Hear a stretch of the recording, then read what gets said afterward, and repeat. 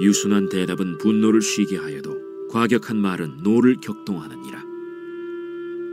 지혜 있는 자의 혀는 지식을 선히 베풀고 미련한 자의 입은 미련한 것을 쏟느니라. 여호와의 눈은 어디서든지 악인과 선인을 감찰하시느니라. 온순한 혀는 곧 생명나무이지만 패역한 혀는 마음을 상하게 하느니라. 내 사랑하는 형제들아, 너희가 알지니 사람마다 듣기는 속히 하고 말하기는 더디하며 성내기도 더디하라. 5월달은 가정의 달이었고요. 6월달은 이제 나라를 생각하는 달, 호국의 달. 사실은 가정이 건강해져야 나라가 건강해지는 거거든요. 나라의 기초가 가정이기 때문에. 그리고 또 나라가 건강해야 또 가정이 건강해질 수 있어요. 나라가 흔들리면, 나라가 어려지면 가정도 어려워집니다. 하나님은 천지창조의 가장 클라이막스에 가정이라는 이 공동체를 만들어 주셨거든요. 그것이 천지창조의 가장 클라이막스라면 예수님의 창조 사역의 가장 예수님의 그 우리 구원 사역의 가장 하이라이트에 세워주신 것이 바로 교회거든요. 그래서 가정과 교회는 동전의 양면과 같다. 가정과 교회는 생명나무 공동체다. 저는 그렇게 주장을 하고 있거든요. 생명을 낳고 생명이 자라게 하고 또 치유학을 경험해서 하나님의 형상으로 온전히 회복될 수 있는 그런 그 과정을 밟는 그것이 바로 가정과 교회. 사실 가정과 교회가 굉장히 지금 어려움을 겪고 있죠. 특별히 팬데믹을 통해서 많은 어려움을 겪었는데 그럼에도 불구하고 가정이 있었기 때문에 여러분 그런 어려움을 극복하고 오시지 않았습니까? 그죠? 물론 하나님의 은혜였지만 많은 사람들이 사실 저는 직장생활하고 사업도 해봤지만 힘들고 어려울 때 또 하나님을 모를 때는 가족을 생각하면서 아내를 생각하고 자녀를 생각하면서 눈물로 참는 거예요. 그 모욕을 당하면서도 화장실에 가서 눈물을 흘릴지언정 사표를 쓰고 사표를 던질까 그러다도 누구를 생각해요? 가족을 생각하는 거예요. 가족을 생각하고 참는 거예요. 내가 한번 더 참자, 더 참자. 그 남편의 가슴 속에, 아버지의 가슴 속에는 항상 그렇게 사실 사랑하는 가족이 있습니다. 그거를 표현하지 못했을 뿐이죠. 이 시대의 가정의 문제는 뭘까? 우리나라의 문제는 뭘까? 제가 가만 보니까요, 소통의 문제더라고요. 소통이 안 돼요. 정말 가정을 위해서 열심히 일하고, 가정을 위해서 열심히, 남편들은 가정을 위해서 열심히 일하고, 또 우리 아내들은 가정을 위해서 열심히 헌신하고 있는데 서로가 소통이 안 돼요. 내가 이렇게 열심히 일하는데, 내가 열심히 돈 벌려고 애를 쓰는데 왜 나를 몰라주는 거야? 나는 당신을 위해서 모든 걸 다 희생하고 그렇게 내가 일하고 있는데, 당신을 섬기고 있는데 왜 나를 몰라주는 거야? 소통이 안 돼요. 나라도 그렇지 않습니까? 다들 지금 뭐예요? 다 나라와 민족을 위해서 열심히 일을 하고 있잖아요. 근데 소통이 안 돼요. 소통이. 그래서 어려움을 겪고 있죠. 그래서 오늘 제가 주제를 소통이라는 주제를 가지고 한번 여러분과 함께 나눠보려고 합니다. 이제 파워포인트를 제가 준비했거든요. 그걸 좀 보면서 하도록 할게요. 자, 성경 말씀은 읽었죠? 이 시대의 문제점, 제가 말씀드렸죠. 소통이라고. 여러분 동의보감 아시죠? 허준이라는 연속극도 많이 보셨고요. 그 허준 선생님이 동의보감에서 이런 말씀을 하셨어요. 통즉 불통, 불통즉 통이다. 그러니까 기가 통하면, 혈이 통하면 아프지 않고 통하지 않으면 아프다. 마찬가지로 소통이 되면 공동체는 아프지 않게 돼 있어요. 소통이 안 되니까 아픈 거예요. 그죠? 아픔을 극복할 수 있다는 거예요. 어느 공동체든지 사실은 아픔이 없는 것, 이런 갈등이 없는 곳은 없습니다. 사람이 살아있다는 것은, 생명이 움직이고 있다는 것은 이 갈등을 동반하게 되어 있거든요. 그 갈등에서 나오는 엄청난 에너지를 사실은 그것을 어떻게 창조적인 방법으로 해소할 것인가. 그것이 우리의 성수고요. 그것이 좋은 가정이고요. 그것이 좋은 나라거든요. 근데 그것에 휩쓸리면, 그 소통이 안 되면 그걸 불통이라고 그러죠. 불통이 되면 문제가 생기기 시작해요. 근데 불통보다 더 나쁜 건 뭐예요? 꼴통입니다. 지금 대한민국은 어떻게 보면 꼴통의 단계에 들어간 것 같아요. 제가 꼴통이라는 말을 어디서 많이 들었냐면요. 아버지 학교에서 마지막 주에 가끔 자녀들이 오는 수가 있어요. 자녀들이 와서 거침없이 얘기를 해요. 우리 아버지는 꼴통입니다. 근데 아버지 학교 하고 나서 이제 소통이 되기 시작했습니다. 그래서 행복하다는 거예요. 그전에는 그렇게 힘들었는데. 그 꼴통과 소통의 차이가 그만큼 엄청나다는 것. 그래서 이 소통이라는 것을 이렇게 사전으로 찾아보니까 막히지 않냐고 잘 통하는 것, 막히지 않냐고 잘 통하는 것. 그 다음에 뜻이 서로 통해서 오해가 없다. 그래서 소통은 생명 유지에 필요한 필수적인 산소를 로맨스라는 심장의 음반은 혈액과도 같다. 그러니까 산소를 음반은 혈액과도 같다는 거죠. 그것이 음반이 혈액이 공급이 안 되면 혈액 속에 산소가 공급이 안 되면 어떻게 해요? 사람 병들고 죽게 돼 있어요. 그러니까 소통이 그만큼 중요하다는 거죠. 근데 소통의 가장 중요한 수단은 뭘까요? 대화죠. 여러분, 눈을 주고받는 거, 눈빛을 주고받는 거, 손을 꼭 잡아주는 거, 안아주는 거, 심지어는 부부생활 이런 것도 다 소통의 수단입니다. 하나님은 우리에게 여러 가지 소통의 수단을 주셨는데 가장 중요한 것은 대화를 통해서, 동물들이 할 수 없는, 인간만이 할 수 있는 그런 대화를 통해서, 언어를 통해서 또 소통할 수 있다는 거죠. 그럼 대화는 뭐냐? 또 조사해보니까 대화는 마주대에서 이야기를 주고받는 것이 대화다. 마주대에서 이야기를 주고받는 것, 그것이 대화라는 거죠. 그래서 듣고 말하며 관계, 그러니까 성장하고 성숙하게 만드는 것, 그것이 대화라는 거예요. 관계가 성장하는 거예요. 근데 관계가 나와 너의 관계라는 거예요. 나와 그것이 아니라, 나와 동물의 관계가 아니라, 나와 이런 사물의 관계가 아니라 나와 너. 그러니까 아이들과 대화할 때 아이들의 눈높이를 맞추는 건 뭐예요? 아이들을 인격적으로 대화하는 거예요. 우리 어른들이 특별히 우리 자녀들, 며느리들 대할 때 인격적으로 대화하는 거예요. 나와 너와의 관계 속에서. 교회도 마찬가지입니다. 또 직장도 마찬가지입니다. 사장이라고 해서 직원들을 함부로 대해서는 안 된다는 거예요. 나와 너의 관계 속에서. 이런 관계 속에서 함께 관계가 성장한 것. 그 관계를 통해서 한 개인이 성장할 뿐만 아니라 공동체가 성장하고 성숙해 갈 수 있다는 것이죠. 자, 그런데 아까 대화를 통해서 이 소통이 돼야 되는데 놀라운 사실은 여러분 꼭 기억하세요. 대화를 한다고 소통이 될까요? 그건 또 다른 이야기예요. 대화는 하지만 소통이 안 되는 경우가 너무나 많아요. 제가 확실하게 깨달은 게 언제냐면, 제가 오늘 이렇게 한번 예배를 드리고 나서 이제 여기 내려오는데, 한 40대 후반 부부가 저를 보더니, 아유, 장모님, 커피 한 잔 시간 있어요? 그래서 이제 앉았어요. 그랬더니, 앉자마자 그 여자분이요, 저한테 이런 얘기 하는 거예요. 이 사람은 내가 그렇게 스시가 먹고 싶다고 그랬는데 한 번도 스시집에 데리고 간 적이 없대요. 그 남편이 있다가 아내를 보면서, 아니 당신이 언제 나한테 스시가 먹고 싶다고 그랬어? 난 그런 얘기 들어본 적 없어.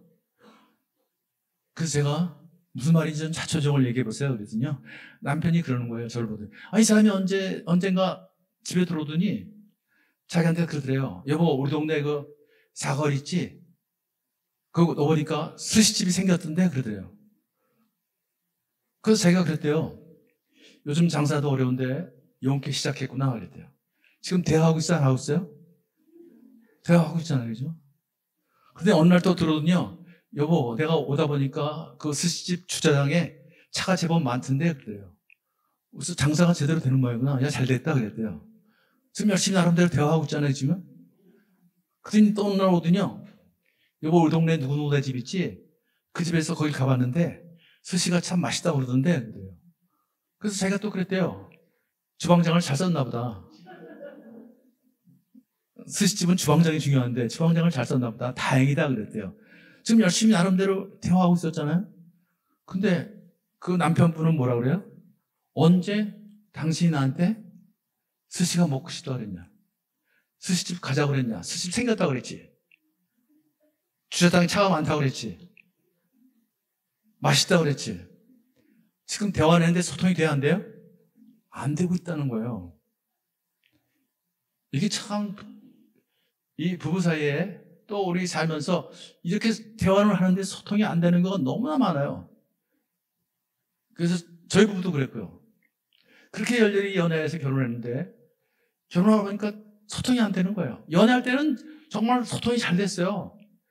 대화가 필요 없이 그냥 척척 알아맞혔는데 이게 결혼하고 나니까 이게 안 되더라고요. 연애할 때는 참 하나님이 그때는 제가 교회 안 될 때니까 죄송합니다. 그때는 천사를 만났구나. 굉장히 이상적인 여자를 만났다. 그런데 소통이 안 되고 나니까요. 이상한 여자를 만났구나 내가. 그런 생각이 들어요. 저만 그랬을까요? 저분도 마찬가지예요. 저분도 이상한 남자를 만난 거예요. 그죠? 이런 일이 벌어져요. 이게 소통의 문제더라고요. 자, 그래서 왜 그런 일이 벌어지나 가보면 이 존 가트맨이라는 미국 유명한 이 수학자였는데요. 이분이 결혼에 실패하고 나서 왜 이런 문제가 생겼을까? 그래가지고 이 부부 대화에다 집중 연구를 하기 시작했는데 이분이요 이런 말을 했어요. 부부가 이혼하는 이유는 싸움의 내용 때문이 아니라 싸움 방식, 즉 대화의 방식, 소통의 방식이 여기에 문제가 있었다. 여러분 실제 싸울 때 보면 뭐라 그러세요? 제가 이제 부부 상담을 하다 보면 이제 저는 부부가 같이 오길 원하거든요. 따로따로 들어보면 다 오라. 이 사람도 없고 이 사람도 없고요. 그래서 결론이 안 나요. 그래서 같이 오라 그러거든요. 근데 같이 오면 그 부부가 저한테 요구하는 게 뭘까요? 뭘 요청할까요? 누구 말이 맞는지 판가름 좀 해달래요. 자, 누구 말이 맞을까요? 이 두 사람 말이 다 맞는 거예요. 예를 들면 아내는 그래요. 뭐라 그래요? 좀 일찍 들어오라는 거예요. 들어와서 우리하고 시간을 좀 보내주고 애들하고도 좀 놀아주고 가정일도 좀 챙겨주고 그래야 되는 거 아니야? 그 말이 틀리나요? 맞죠? 남편은 또 뭐라 그래요? 내가 지금 열심히 일해야지. 한 군데라도 더 거래처를 확보하고 지금 어려운데 내가 더 열심히 해서 회사를 크게 만들어야지. 우리한테도 유익이 있는 거 아니야? 좀 참아야 될 거 아니야? 그런 거를. 그 말은 맞아요? 틀려요? 맞잖아요. 근데 뭐가 문제라고요? 대화의 방식에 문제가 있는 거예요. 대화의 방식에 문제가 있는 거예요. 제 아내가 학교 선생님이었거든요. 여기도 선생님 계시죠? 선생님하고 사시는 남편들은 제가 심심한 위로의 말씀을 전합니다. 선생님은 뭐 하시는 분이에요? 가르치는 분이에요. 제 아내가 학교에서 아주 유명한 선생님이었어요. 잘 가르치기로 소문났어요. 근데 저는 제한테 뭐라 그랬을까요? 내가 네 학생이냐? 내가 네 학생이야? 너 왜 나를 가르치냐? 학교에서 나 가르치지. 제가 대학 4년 선배거든요. 근데 저를 가르쳐요. 어느 날 제가 화가 나왔어요. 나는 네 학생이 아니니까 그래서 애나 가르쳐. 근데 제 아내는요. 내가 아니면 누가 이런 얘기를 하냐? 아주 결사적으로 얘기해요. 사명감을 갖고 얘기해요. 그러면서 뭐라고 하냐면 당신과 우리를 위해서. 그래서 어느 날 화가 나서 문을 쾅 닫고 들어갔어요. 제 아내가 어떻게 했을까요? 뭐 그때는 방이 하나밖에 없었으니까 신혼 때니까 어떻게 했을까요? 들어왔을까요? 안 들어왔을까요? 예, 여자분들은 들어와요. 우리 남편 여러분 꼭 기억하세요. 여자분들 들어와요. 들어온다는 얘기는 뭐예요? 아직도 나는 당신을 사랑하고 있다. 아직도 나는 당신을 기대하고 있다. 이런 얘기거든요.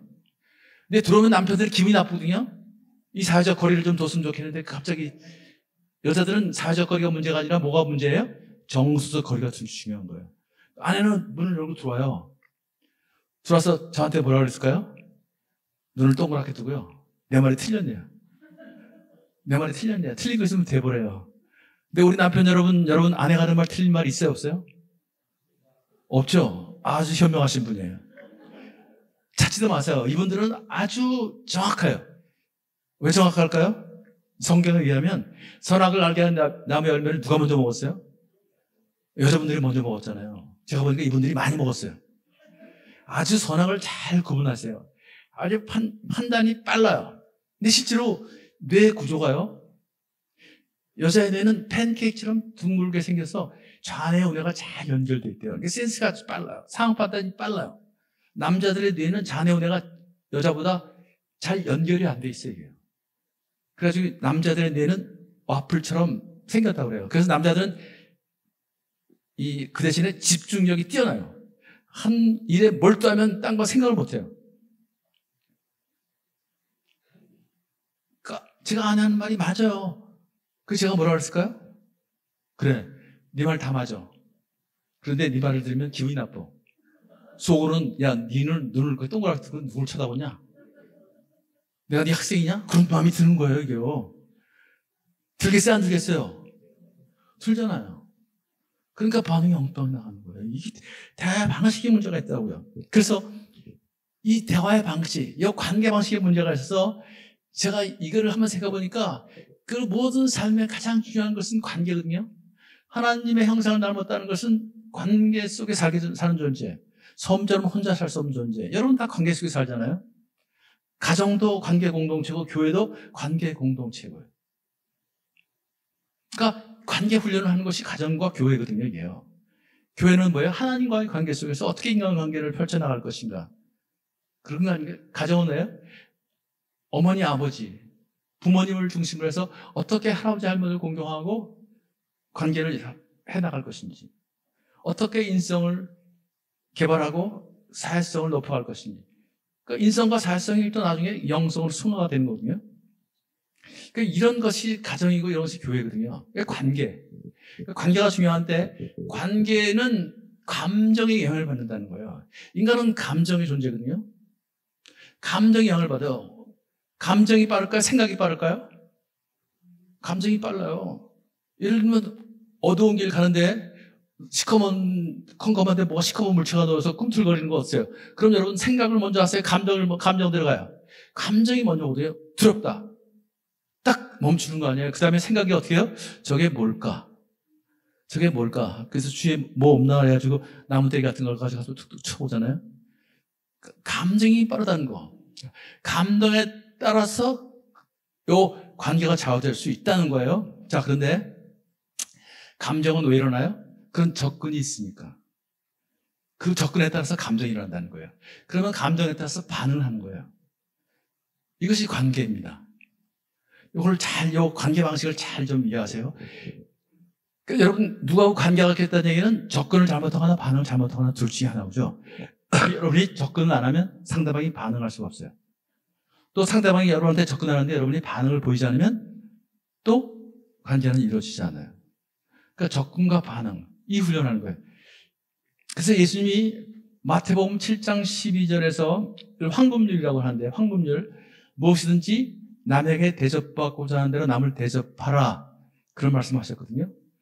이걸 저는 관계, 인생의 황금률이라고 얘기해요. 신앙의 황금률이에요. 하나님 우리한테 접근했을 때 우리가 어떻게 반응하냐는 거죠. 우리가 접근했을 때 하나님이 어떻게 반응하시냐는 거죠. 이거 사실은 예수님이요, 3년 동안 이거를 가르치신 거예요. 제자들한테. 그리고 그렇게 사시고 하나님 나라에 가신 거예요. 너희도 이렇게 살라고 하죠. 그러니까 접근과 반응의 패턴. 예를 들면 구약 시대는 율법 시대라고 그러죠. 예수님의 시대를 은혜 시대라고 하지 않습니까? 그러니까 율법 시대의 관계 방식은 눈에는 눈, 이에는 이. 그런데 예수님 은혜 시대는 어떻게 했죠? 오른밤을 치면 왼밤을 돌려드려요. 여러분, 누가 오른밤을 치면 감정이 상해 안 상해요? 상하죠. 그럼 어떻게 해야 돼요? 우리는 어떻게 왔어요? 오른밤을 같이 쳐야 돼요. 오른밤을 치는 것뿐만 아니라 왼밤을 한 번 더 쳐야지 이게 감정이 풀려요. 그러니까 관계가 깨지는 거예요. 예수님은 오른밤을 치면 왼밤을 돌려대고 5일 가자면 10일 가라는 거예요. 겉옷이 필요하면 속옷까지 다 벗어주라는 거예요. 그러니까 예수님은 은혜 시대의 새로운 관계 방식을 우리에게 가르쳐 주시고 실천하시고 떠나셨다는 거예요. 이게 소통이에요, 사실. 이게 다 그런 거예요. 이 핵심을 우리가 잘 이해하셔야 돼요. 근데 어떻게 그게 가능할까? 우리에게 자유의지를 주셨다는 거예요. 자유의지를. 선악을 알게 하는 나무의 열매를 먹지 마라. 먹으면 죽는다. 얘기는 얘기예요. 먹을 수 있는 자유, 안 먹을 수 있는 자유, 절대적인 자유를 줬다는 거예요. 그런데 만일 감정에 따라서 먹는 자유를 택하면, 내 명령을 어기고 감정에 따라서 먹는 자유를 택하면 너는 자유를 잃어버린다는 거예요. 그런데 아무리 먹고 싶은 마음이 있을지라도 내 명령에 따라서 먹지 않는 자유, 얼마나 어려운 자유예요. 얼마나 어려운 자유예요. 그러나 먹지 않는 자유, 딱 한 가지를 금하셨잖아요. 먹지 않는 자유를 택하면 너는 내가 만든 창조 질서 안에서 자유를 누리며 산다는 거예요. 그게 영생이군요. 근데 인간은 어떻게 해요? 감정에 따라서 결국 먹는 자유를 택한 거예요. 우리는 자유를 잃어버렸어요. 그것이 우리의 죄성으로 남은 거예요. 그래서 끊임없이 우리는 죄를 집니다. 끊임없이 상처를 주고요. 끊임없이 자기들끼리만의 그런 집단 이기적인 문화를 만들어가요. 끼리끼리 모여서 말이죠. 그래서 엉뚱하게 반응하고 격렬하게 반응해서 관계가 깨지고 삶이 어려워지는 거예요. 가정이 어려워지고 나라가 어려워지는 거죠. 그래서 우리가 예수님을 깊이 만날 이유가 여기 있습니다. 그래야 우리가 자유의지를 회복하니까. 예수님이 뭐라고 말씀하셨어요? 요한복음 8장에서 진리를 알지니 진리가 너희를 자유케 하리라. 예수님은 우리에게 자유를 주시고 하셨어요. 잃어버렸던 자유. 그래서 모든 이 단체들이 자유 그러잖아요. 자유 아니면 죽음을 달라.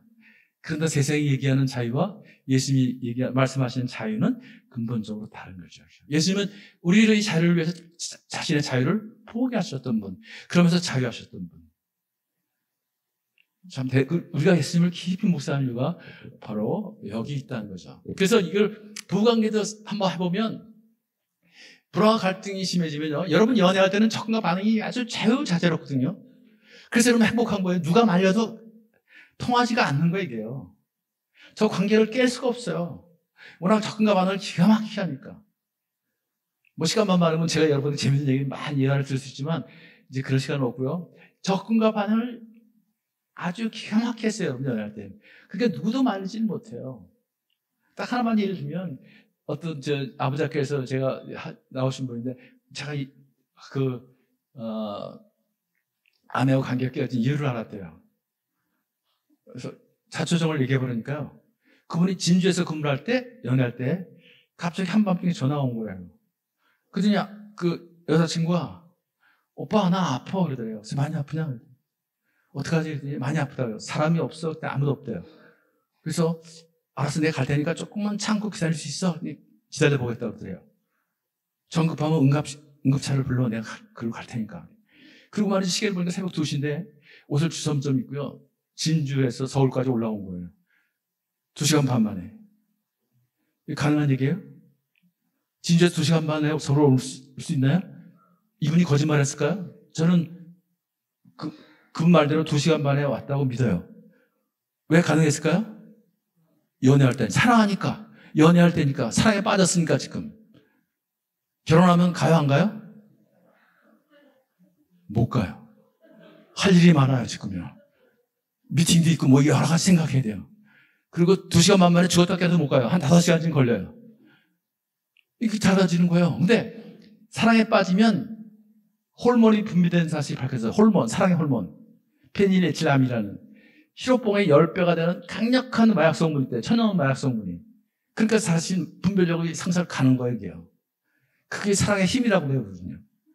근데 안타깝게도요, 그 사랑의 힘이, 호르몬이 수명이 있다는 사실이 또 밝혀졌어요.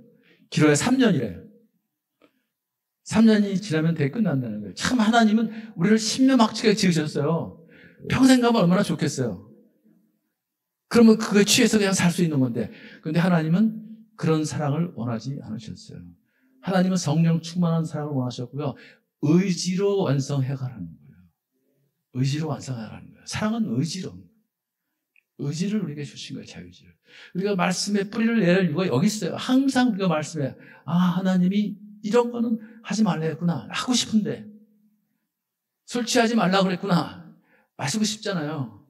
감정을. 그런데 하나님이 그랬으면 그걸 참아내는 거. 그것이 자유라는 거예요. 그로부터 술로부터 자유하고 그런 자유를 통해서 누가 자유해져요? 우리 아내가 자유로워지는 거예요. 우리 자녀들이 자유로워지는 거예요. 난 혼자 술 먹고 행패 부리고 말이죠. 나는 자유로운 것 같아. 누가 자유를 빼앗겨요? 내 아내가 자유를 빼앗기는 거예요. 내 자녀들이 자유를 빼앗긴 거예요. 하나님은 그런 자유를 원하지 않으셨어요. 그거는 말씀에 근거해서 하지 않는 자유를 택하는 거예요. 그게 진정한 자유라는 거예요.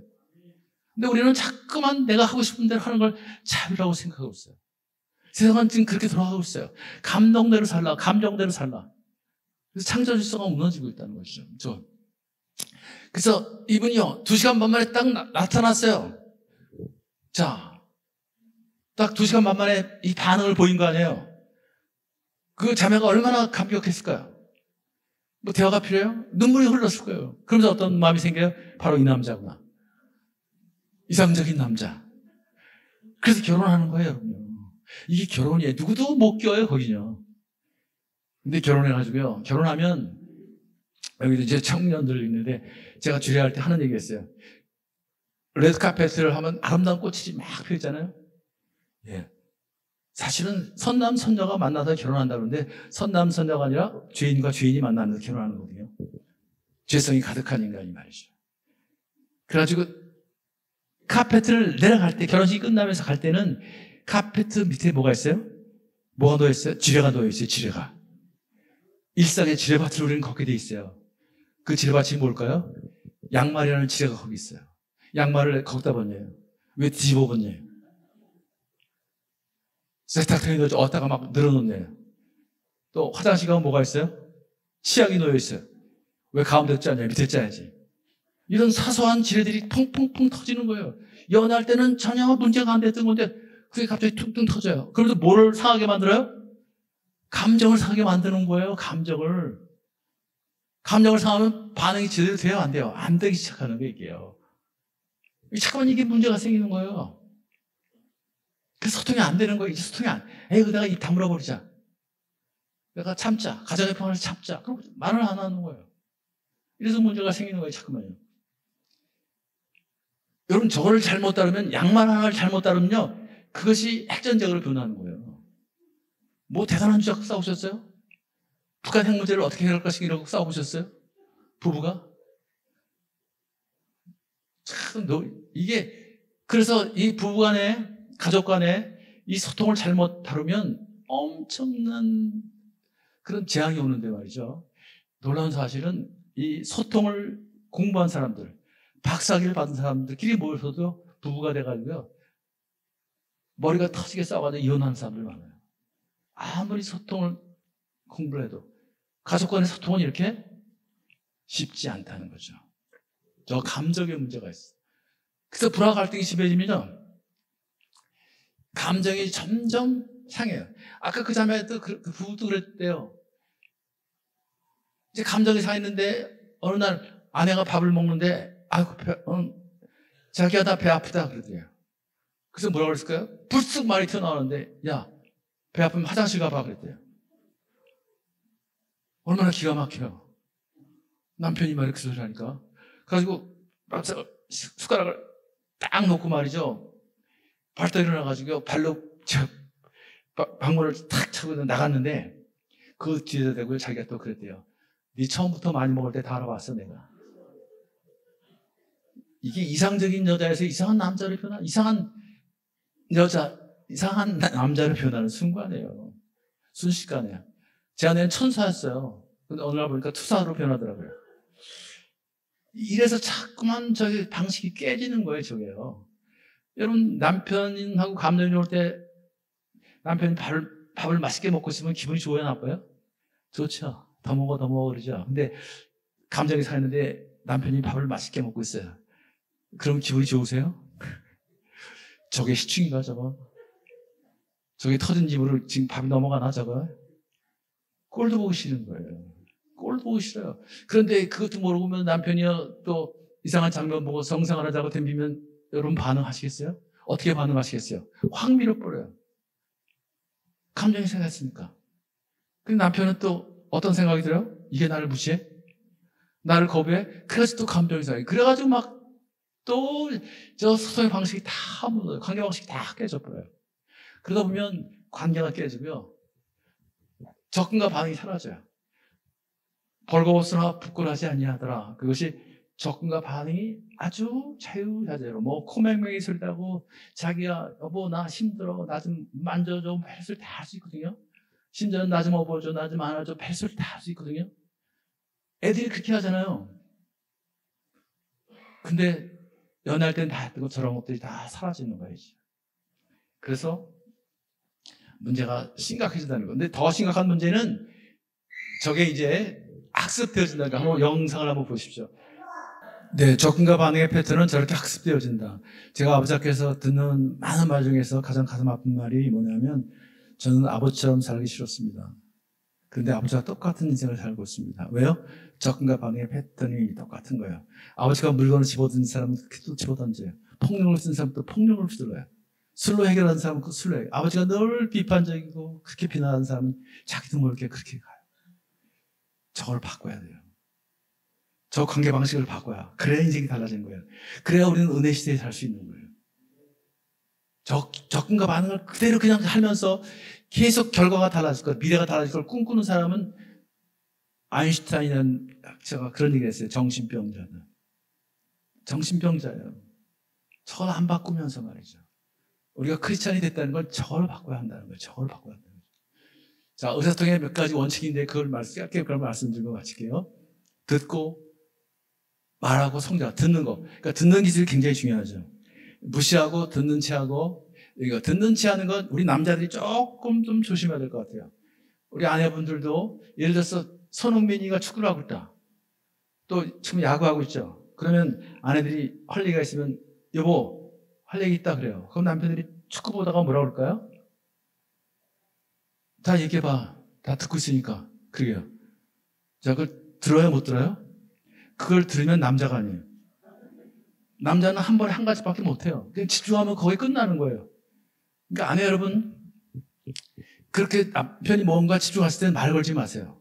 차도 마찬가지. 운전할 때도요. 지금 복잡한데서 지금 운전에 집중했으면 절대 중요한 얘기 하지 마세요. 그리고 나중에 시간을 내달라고 그러세요. 얘기하고서 당신이 알았다 그랬잖아. 뭘 알았다 그랬어 내가. 이런 얘기가 나오는 거야. 아까 뭐라 그랬지 다시 해봐. 그러나 우리 남편들도 조심할 게 뭐냐면 우리 어머니도 마찬가지로 아이들이 와서 아빠 하고 엄마하고 얘기할 때가 있으면 무조건 텔레비를 끄세요. 아이들한테는 이따가가 없어요. 감정만 남아요. 상한 마음만 남아요. 그러니까 무조건 들어주셔야 돼요. 그 얘기는 무슨 얘기예요? 이 순간에 네가 나한테 제일 소중한 사람이다. 그 메시지가 가야 되는 거예요. 무조건 텔레비를 끄세요. 하던 일을 중단하세요. 아이들이 오면요. 아내나 남편한테는 양해를 구할 수 있지만 아이들한테는 절대 안 된다는 걸 말씀드리고요. 자, 귀로 듣는 거 좋고요. 가슴으로 들어주는 것. 상대방이 입을 열면 나는 가슴을 연다. 나중에 조금 더 설명할게요. 그래서 듣는 것이 상대방을 사랑하는 것이다. 말하는 건 내 생각의 일부를 전해주는 거지만 듣는 건 내 존재 전부를 주는 거니까 그게 진짜 사랑이라는 거죠. 그 다음에 남녀의 차이를 좀 이해해야 되는데 남자들은 테스토스테론이나 T호르몬, 여자들은 에스트로겐이라는 이 호르몬이 움직이거든요. 그러니까 남자들은 굉장히 공격적이고 성적이고 여자들은 관계중심적이고 과정장. 뭐 이것만 해도 설명하는데 굉장히 시간이 오래 걸리지만 자 오늘은 그냥 친밀감을 느끼는데도 여자들은 남자들은 공간의 개념이고요. 그러니까 스페이스 같은 공간에 있으면 그러니까 코로나 때 집안에 재택근무를 하면서 집안에 같이 있었으면 남자들은 어떻게 생각해요? 우리는 굉장히 친밀한 관계다. 우리는 친밀해졌다. 여자들은 어때요? 스트레스만 받았죠. 왜요? 여자들은 같은 공간에 있지만 대화를 통해서 생각과 느낌 이런 거를 감정을 주고받을 때 우리는 친밀하다고 생각하는 거예요. 이걸 잘 이해하셔야 합니다. 우리 남자들은요. 그 우리 아내들도 왜 남편이 저럴까? 남자들은 저렇게 공간의 개념을 생각하기 때문에. 그래서 사랑하는 사람이 옆에 있는데 더 외로움을 타는 거예요. 그죠? 아내들은요. 그게 더 외로운 거 아니에요? 더 가슴이 아픈 거예요. 그 여성들이 아내들이 더 힘들어하는 거예요. 뭐가 문제야? 내가 돈 벌어다 주잖아. 내가 지금 집에 와 있잖아. 뭐가 문제야? 그런데 마음과 마음이 통하지 않는다고 생각할 때 아내들은 더 외로워지는 거예요. 한숨이 나오는 거예요. 그럼 한숨을 쉬면 남편들은 어떻게 받아요? 저게 지금 내가 못마땅하다는 거야 뭐야? 나를 무시하는 거야? 그런 생각이 다 들어요. 그래서 또 갈등이 생겨요. 사실은 그게 아닙니다. 맞죠? 이런 문제가 뭐예요? 그 소통이 저렇게 또 안 되는 거예요. 사랑도 마찬가지로 남자들은 여러 가지 욕구가 있지만 존경받고 싶은 욕구가 가장 기본적으로 깔려 있다는 거. 여자들은 사랑받고 싶은 욕구가 있다는 거. 그래서 에베소 5장 33절에서 바울 사도가 남자들은 아내를 사랑하기 그리스도께서 교회를 위해서 자신 주신 것 같이 사랑하고 아내들은 교회가 그리스도께 하듯 남편의 권위를 긍정적으로 인정하는 것. 리스펙트하는 사랑과 존경이라는 말을 썼거든요. 저게 놀라운 얘기예요. 저게 지금 현대 심리학자들이 저걸 인정하고 있거든요. 여러분 남편들은 리스펙트를 받고 싶다. 존경을 받고 싶어 한다. 인정을 받고 싶은 욕구가 있다. 그것이 가장 기본적이라는 거. 우리 남편들은, 우리 아내들은 사랑을 받고 싶다. 배려받고 싶다. 그러니까 사랑을 표현해주고 말이죠. 저걸 잘 이해하셔야 합니다. 남자들은 자기를 인정해준 사람한테 목숨을 걸고 여자들은 자기를 돌봐준 사람한테 인생을 건다. 그런 말이 나온 거예요. 사랑과 존경. 자, 연애할 땐 저거 다 한 거예요. 그래서 연애가 되는 거예요. 오빠가 최고야. 춥다 그러면 옷 벗어주고 말이지. 다 그냥 1시간씩 기다려도 아무 소리 안 하고 그래 오늘하고 힘들었지 하고 말이죠. 결혼하면 어떻게 돼요? 그냥 야 빨리 가자 그러고 말이죠. 너만 춥냐 나도 춥다고. 엄마가 괴물이라고 그랬는데 엄마가 연애할 때도 괴물이었을까요? 아빠가 불쌍해 보였는데 아빠가 연애할 때도 불쌍해 보였을까요? 그러면 연애가 안 되고요. 결혼이 안 됐어요. 연애할 때는요, 엄마는요, 천사였어요. 승려였어요. 아름다운. 아빠는요, 멋진 신사였고, 기사였어요. 근데 누가 저렇게 만들어가요? 누가 저렇게 만들어가요? 여러 가지 상황이 있지만, 여러 가지 여건도 있지만, 결정적인 것은 가장 소중한 사람, 가장 사랑하는 사람. 그래서 결혼한 배우자가 저렇게 만들어 갈 수 있다는 거예요. 이게 우리 결혼의 지금 심각한 문제예요. 여러분 성격체 때문에 저렇게 되나요? 성격체 때문에 못 산다고 그러죠 많은 사람. 그게 사실일까요? 여러분 그 새빨간 거짓말이에요. 거기 속지 마세요. 새빨간 거짓말이에요. 연애할 때 성격이 문제가 돼야 안 돼요? 전혀 안 돼요. 연애 결혼하신 분들 여기 있죠? 연애할 때 성격이 같았어요? 달랐어요? 생각이 안 나시죠? 그때는 관계 방식이 참 좋았던 거예요. 이게 무너지는 거예요. 이게 무너지는 거예요. 이거를 바꾸셔야 돼요. 그래서 여러분 우리 아이 달라서라는 프로그램 보시면 아이가 달라져요? 달라지죠? 성격이 좋아졌나요? 성품이 좋아졌나요? 아니잖아요. 누가 달라졌어요? 엄마가 달라져요. 엄마가 성격이 좋아졌나요? 성품이 좋아졌나요? 아니에요. 뭐가 달라졌어요? 관계 방식이 달라지는 거예요. 전문가들이 그걸 바꿔주는 거예요. 아버지께서는 어머니께서는 이걸 지금 바꾸려고 애쓰는 거예요. 우리가 배워왔던, 우리한테 익숙했던 그런 관계 방식을 하면 절대로 우리 삶은 변하지 않는다는 거예요. 우리 가정도 변하지 않고 우리 나라도 변하지 않는다는 거예요. 이걸 바꾸자는 거예요. 이걸 바꿔야 한다는 거죠. 자, 한번 잘 생각해 보세요. 저것도 말이죠. 굉장히. 그래서 대화도요. 남자들은 자꾸만 해결책을 얘기하죠. 아프다 그러면 병원에 가봐. 아주 나오네. 금방 나와요. 그죠? 그래서 이제 문제가 생기는데 여자분들은 또 감정을 숨겨놔요. 그 남편들이 그 암호를 풀지를 못해요. 그래서 지금 가정에 문제가 생기면 여러분들 그런 질문 안 해보셨어요? 여보, 당신 엄마하고 나하고 물에 빠지면 누구 먼저 건질래? 그런 질문을 하셨어요? 안 하셨어요? 해보셨죠? 제 아내도 그런 질문을 하더라고요. 저한테요. 그래서 제가 뭐라고 했을까요?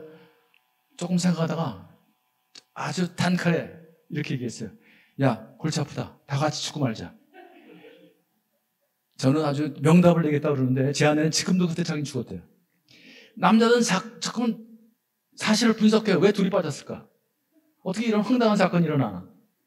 누구를 먼저 건져야 되나? 그래서 어떤 분은 또 그래요. 당신은 지난번에 보니까 수영을 잘하던데 우리 어머니는 수영 못하니까 내가 어머니 건지고 당신 건질게. 그러면 자기는 두 사람 다 건졌다고 생각하는 거예요. 근데 그날 안타깝게도 두 사람 다 죽는 날이죠. 이거를 잘 이해하셔야 돼요. 아내는 어떤 얘기를 하는 거예요? 두 사람을 누굴 건지냐 그러는 게 아니라 당신 엄마만큼 나를 사랑하냐 이걸 묻고 있는 거 아니에요. 그럼 그렇게 물어보셔야 되는데 두 사람 누구나 건지냐 그럼 남자들은 사실을 분석하는 거예요. 어디 가다가도 말이죠. 저기 예쁜 카페가 있다. 그럼 쓸데없는 소리 좀 하지 마세요. 그럼 남자들은 골치 아파요. 저기 예쁜 카페가 있다 그러면 남자들은 뭐라 그래요? 야 저기 그린벨트 저기인데 어떻게 저기 카페가 생겼지? 돈 좀 많이 투자했겠는데? 저 빽 있는 사람이니까 저거 틀림없이 값도 비싸겠지? 그리고 그냥 가요. 그럼 여러분들 기분 좋아요? 삐치죠? 왜 그런 얘기 했어요? 가보고 싶어서. 그럼 가보고 싶다고 얘기를 하세요. 앞으로. 여보, 저기 예쁜 카페를 보니까 한번 나 당신하고 한번 언젠가 가보고 싶어. 이렇게 얘기를 하셔야죠. 저기 예쁜 카페가 있다 그러면 남자는 사실 분석으로 들어가요. 달이 밝지? 그러면 남자들은 보름이니까 라고 정확하게 얘기해요. 그러니까 이게 대화를 하면서 소통이 안 되는 거예요. 그러면서 맨날 여자분들은 저한테 와서 뭐냐면 우리 남편은 말귀를 못 알아듣는데요. 그럼 남편들한테 물어보면 남편들은 우리 아내가 무슨 말 하는지 도대체 모르겠대요. 어느 장단에 춤을 춰야 할지 모르겠다는 거예요. 그러니까 대화는 하면서도 소통은 안 되고 마음이 항상 허해요. 외로워요. 초라해지는 거예요. 말이죠. 그러니까 우리가 이렇게 산 것만도 사실은 기적입니다. 자기는 언제 봐도 아름다워. 언제 봐도 내 타입이야. 아무리 송혜가 이쁘면 뭐하냐. 자기가 내 타입이야. 이런 얘기를 듣고 싶은 거예요. 그럼 그렇게 얘기해 주세요. 근데 저렇게 물어보면 남자들은 정말 대답하기 어려워요. 그죠? 이게 어려운 거예요. 그죠? 참 사는 게 기적이더라고요. 우리 보니까. 하나님의 은혜 아니면 도대체 살 수가 없어요. 그죠? 아멘 이랬잖아요. 얼마나 힘들었으면 그랬을까요? 적당히 알았어 미안해 뭐 이렇게 하지 말고 우리는 그냥 피하려고 여보 미안해 그래요. 자 그러면 아내들은 통해요? 안 통해요. 뭐가 미안한데 하고 또 물어봐요. 그럼 뭐가 미안한지 알아요 몰라요? 우리는? 몰라요 또. 그래가지고 헤매는 거예요. 그래가지고 어떤 분은 여보 뭐가 미안한지 몰라서 미안하다. 다음에 잘할게 그리고 도망가는 거예요. 그죠? 이래가지고 자꾸만 한 사람은 괴물이 되고 한 사람은 자꾸만 불쌍해 보이는 거예요. 아이들한테. 꼭 잡아주는 거, 안아주는 거. 그래서 저렇게 신체적으로 해주는 거 상당히 중요하다는 거죠. 의사소통에 가장 중요한 방법. 자, 그 다음에 이제 대화에는 세 가지 요소가 있는데 시각적인 요소, 청각적인 요소, 이 언어적인 요소가 있는데 이 표정이 중요하고 그 다음에 말투, 그 다음에 내용. 55%, 38%, 7%라고 하니까 표정이 상당히 중요하다는 걸 기억하세요. 그래서 원활한 대화할 때는 나의 감정과 생각을 정확하게, 욕구를 정중하게 표현해요. 왜 이렇게 늦게 들어왔어? 그러지 말고 네가 10시에 들어왔는데 여기서 엄마가 걱정이 됐어. 네가 늦게 들어오면 나 항상 걱정이 되고 네가 좀 일찍 들어왔으면 좋겠어 라고 얘기를 그렇게 편안하게 감정을 정중하게 표현하는 부부간에도요. 내용보다 더 중요한 것은 말투고 말투보다 더 중요한 것은 표정이라는 거. 그러니까 표정 관리를 잘 하셔야 합니다. 그래서 또 반영할 때는 반영, 인정, 공감을 하는데 반영이라는 건 뭐냐면 있는 그대로 비춰주는 거거든요. 여러분 모습을 있는 그대로 비춰주는 게 뭐예요? 거울 아닙니까? 여러분 거울 보셨죠? 거울 왜 보세요? 여러분 아름답게, 멋있게 또 장사에 맞는 복장 다 하라고 맵시 있게 하라고 하는 거 아니에요? 근데 거울이 여러분한테 뭐라고 그러셨어요? 다 여러분 고치고 아름답게 멋있게 하고 오셨잖아요. 거울 보고 오세요. 거울이 있는 대로 비춰줬는데 만약 거울이 야 너 그 헤어스타일이 그게 뭐냐? 너 교회 가는데 너 립스틱을 그렇게 바르냐? 너 옷이 그것밖에 없냐? 만약 거울이 여러분한테 그렇게 충고했다면 거울 어떻게 하시겠어요? 깨버리죠. 우리가 지금 그렇게 하고 있다는 거예요. 소통을 그렇게 하고 있다는 거예요. 아이들하고요. 부부간에 말이죠. 그래서 소통이 자꾸만 깨지는 거예요. 자, 표정이 얼마나 중요한가 요 영상 한번 보고 마실게요. 네, 우리는 항상 내용을 중요하게 생각하지만 사실은 우리 마음을 움직여야 되는 거예요. 머리를 움직여야 되고 마음을 움직여야 되거든요. 그래서 정답이 답이 아니라 뭐가 답일까요? 공감이 답이라는 거예요. 공감이 답이라는 거예요. 한번 분들한테 공감이 답입니다. 한번 해보시겠어요? 네, 공감을 아내 말에 공감을 잘해주고 애들 말에 공감을 잘해주세요. 여러분 가정이 정말 행복한 가정이 되길 바라고요. 또 교회가 정말 이 지역사회를 따뜻하게 만드는 그런 생명나무 공동체가 되길 바랍니다. 그 중심에 소통이 있다는 것. 부부간의 가정과의 소통, 또 이웃과의 소통, 하나님과의 소통. 그런 가정, 그런 교회가 되기를 축원합니다. 기도하겠습니다. 하나님, 오늘 부족한 종을 통해서 정말 하나님이 우리에게 원하시는 소통이 무엇인지 그 일부를 전하게 하시니 감사합니다. 예수님의 우리에게 남겨주신 이 관계훈련을 잘해서 정말 하나님이 기뻐하시는 그런 생명나무 공동체를 만들게 하시고 그 하나님이 기뻐하시는 그런 아름다운 소통으로 세상을 따뜻하게 만드는 그런 가정, 교회가 될 수 있도록 하나님 축복해 주옵소서. 예수님 이름으로 기도합니다. 아멘.